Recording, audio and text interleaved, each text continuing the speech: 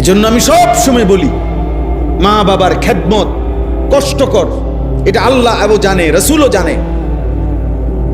বউ বিয়ে করিলে বিবাহিতের পরে বিবির হাজারো আবদার পালন করতে গিয়া যদি মা বাবার সাথে জুলুম করে, ব্যালেন্স করতে না পারে, ভারসাম্য রক্ষা করতে না পারে, তখন বিবিকেও তার ইনসাফ, বিবিকেও তার প্রাপ্য বুঝাইয়া দেওয়া, বিবিকেও তার ইনসাফ মতো দেওয়া, মা বাপেরও খেদমত করে যাওয়া, বিষয়টাকে ব্যালেন্স করা খুব কঠিন, কষ্টকর হয়ে যায়।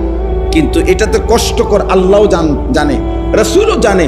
এই জন্যই তো আল্লাহ এবং তার রাসূল পুরা কোরআন এবং নবীর হাদিসে অসংখ্য অগণিত বার মা বাবার খেদমতের এত ফজিলত কি লেখা করছে।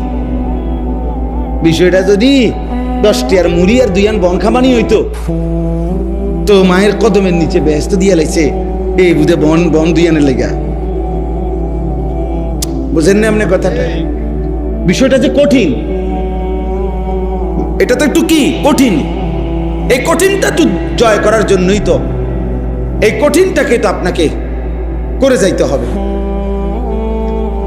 এই জন্য বললাম, ভাই আমার, বন্ধু আমার, বাবা আমার, আপনাদের কাছেও বলি, বাবারা যারা আছেন, যত কষ্টই হয় সন্তানের অভিশাপ দিবেন, বলেন ইনশাআল্লাহ।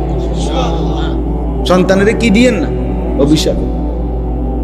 কষ্ট যাই হোক পাইছেন, মাফ করে দিয়ে। মা আছেন যারা পর্দার আড়ালে, ওনাদেরকে বলি, মা মাফ করে দিয়ে।